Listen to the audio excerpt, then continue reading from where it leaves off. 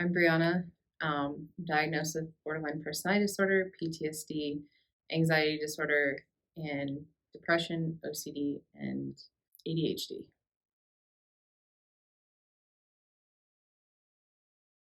I grew up three of four kids. I am the middle.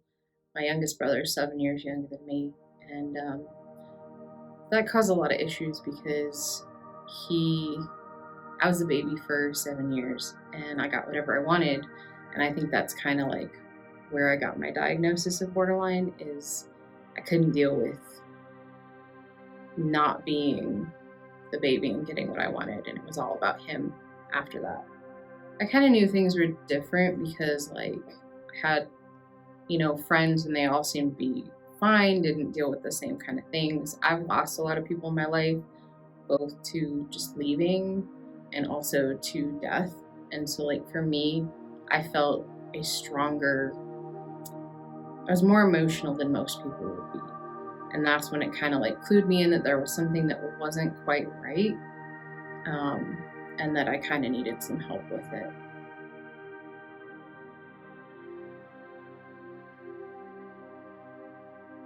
I get extremely angry sometimes, and also like my moods change really rapidly. So I can go from being hyper happy to being super depressed and suicidal in seconds, and then back to being hyper happy. And it's not quite normal. So for me, that was a big thing. Also, I noticed like when I was younger, everybody else was always like, "Oh my gosh, I love when we have break from school and everything." And for me, that was really difficult because I couldn't keep up with my friends, and I was always constantly worried that something was going to happen to them, and I wouldn't know. And um, I was homeschooled most of my life, so it's definitely a very different atmosphere. And being able to like everybody else goes back to school at a certain time, and so they know what happened to their friends. That wasn't the same case for me.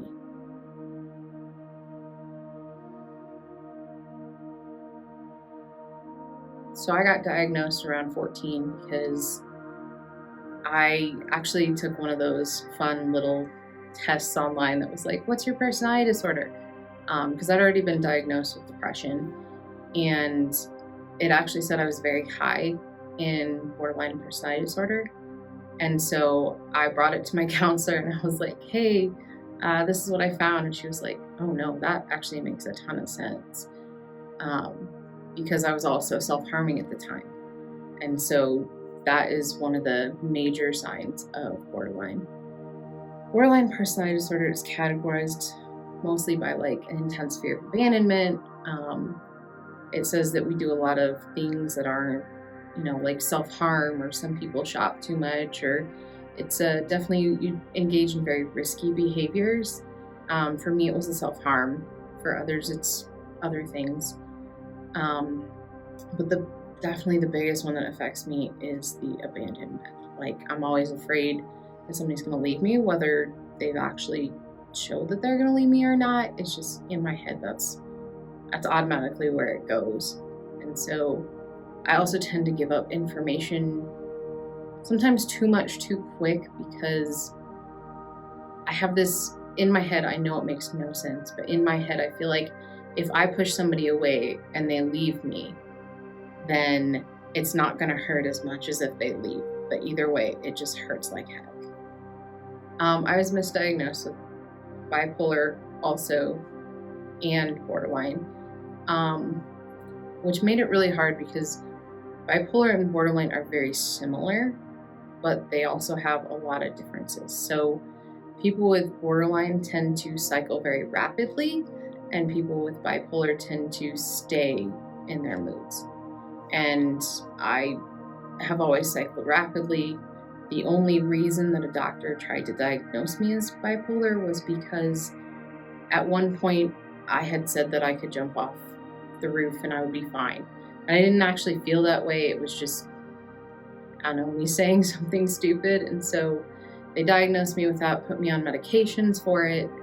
And the problem is with bipolar, they respond to medications. With borderline personality disorder, there are no medications. There's therapy, there's counseling, there's different forms of learning how to deal with it, but medications don't work for it.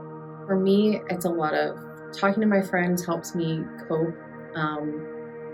For instance, I had a meltdown one day because I didn't have enough money for gas. I didn't have money on my gift card to buy gas at Costco. And so I literally just started crying because it felt like the end of the world, and I felt like I couldn't provide for myself. And for me, I have to have control, otherwise I get really freaked out. So with that, I went and called one of my good friends up, and we talked, and he helped calm me down. Because I've also quit self-harming. I am 12 years free of cutting and almost 4 years free of all self-harm.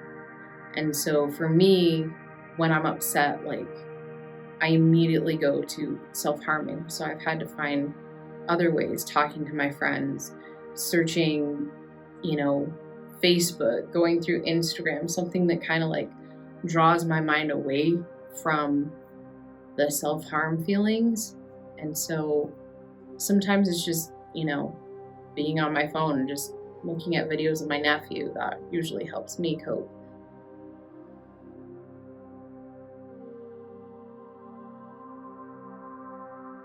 People say there's nothing wrong with me, and I'm being dramatic. It's ridiculous because there is something wrong. And yes, I try my hardest not to show what's wrong all the time. But at the same time, in my brain, sometimes things that I know aren't reality, but I can't get it through my head. And so I've had to, talk to my friends and be like, hey, this is what's going on. I was with a friend when I had my meltdown over not having enough money for gas in my car. And later I came back and I was like, this is why.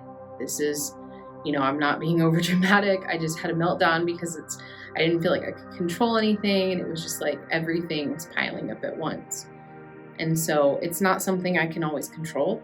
I try my hardest, but it's not something I can control. And I don't like crying all the time, but sometimes it happens.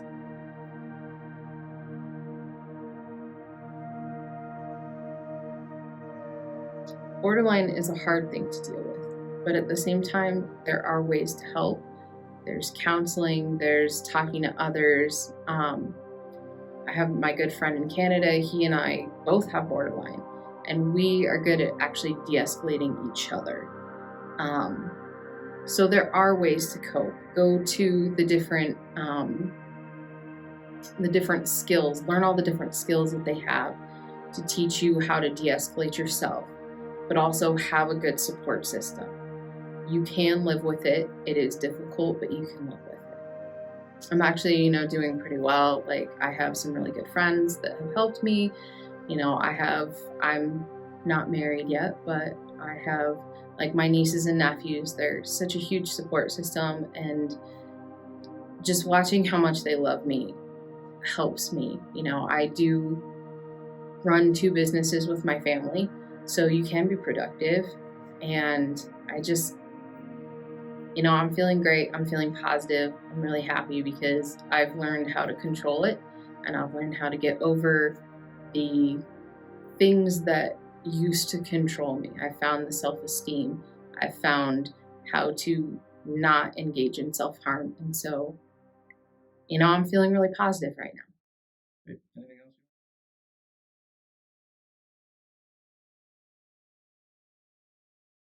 Hey, I'm Jake. I'm Patrick. If you like these videos and want to help us wage a war on the stigma of mental health, please go ahead and click subscribe below. Make sure you guys hit that bell notification. That way you can get alert for all of our new videos every week. Until then, we'll see you next week. Bye.